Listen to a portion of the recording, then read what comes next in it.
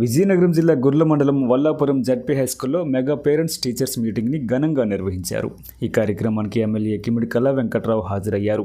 ఈ సందర్భంగా ఎమ్మెల్యే మాట్లాడుతూ ఇప్పుడు పెద్ద పెద్ద స్థానాల్లో ఉన్న వాళ్ళంతా ఒకప్పుడు ప్రభుత్వ పాఠశాలల్లో చదివిన వాళ్ళేనని అన్నారు.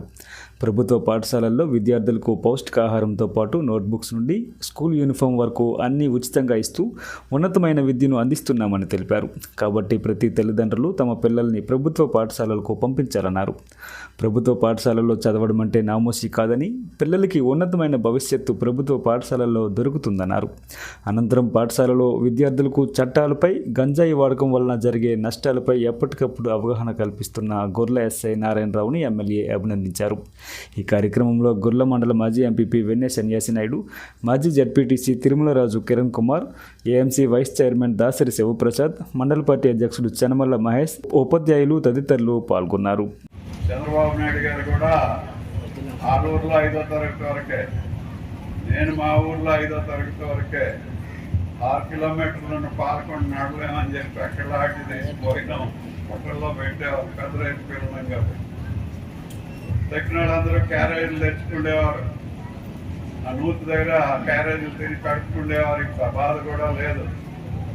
అన్ని విధాలుగా వారానికి 5 కోడిగుడ్లు, మంచి భోజనం, సన్నబియ్యం భోజనం, బట్టలు, పుస్తకాలు, మరింత క్లీన్గా ఉండేటటువంటి హై స్కూల్లో అందరూ కూడా పోటీ పడి మాస్టర్లు అందరూ కూడా చేస్తున్నారు. మరి మీరు కూడా తల్లిదండ్రులు ముందుకు పంపిస్తే పిల్లలే ఎక్కువ బాగా వస్తారు. మేము మొదట్లో ఉండేటప్పుడు మినిస్టర్లుగా ఉన్నప్పుడు 40 ఏళ్ళ క్రితం అందరూ కూడా కేరళ వాళ్ళు, తమిళనాడులో ఎక్కువ మంది ఐఏఎస్ వాళ్ళు ఉండేవారు. తర్వాత మళ్ళీ చంద్రబాబు నాయుడు గారి క్యాబినెట్లోకి 5 సంవత్సరాల క్రితం వెళ్ళేటప్పటికి బీహారు, జార్ఖండ్, రాజస్థాన్, ఛత్తీస్గఢ్ నుంచి ఐఏఎస్ ఆఫీసర్లు ఎక్కువ మంది ఉన్నారు. వాళ్ళందరూ ఎక్కడ చదివారు? మన ఆంధ్రప్రదేశ్లో పల్లెటూరులో ఉన్న స్కూళ్ళ కన్నా చెట్టు కింద చదువుకున్న వాళ్ళే వచ్చారు. అందుకోసం గవర్నమెంట్ స్కూల్లో చదివిన వాళ్ళే బాగా పైకి వస్తున్నారు.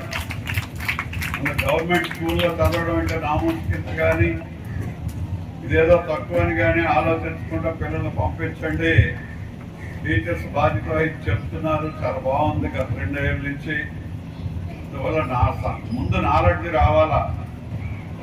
నాలెడ్జ్ లేకపోవడమే ఉద్యోగం వచ్చిన తర్వాత అమ్మని తండ్రిని చూడుకుంటున్నారు. నిజమా అబద్ధమా? కొట్టండి తప్ప వాళ్ళే కొట్టాలి. మరి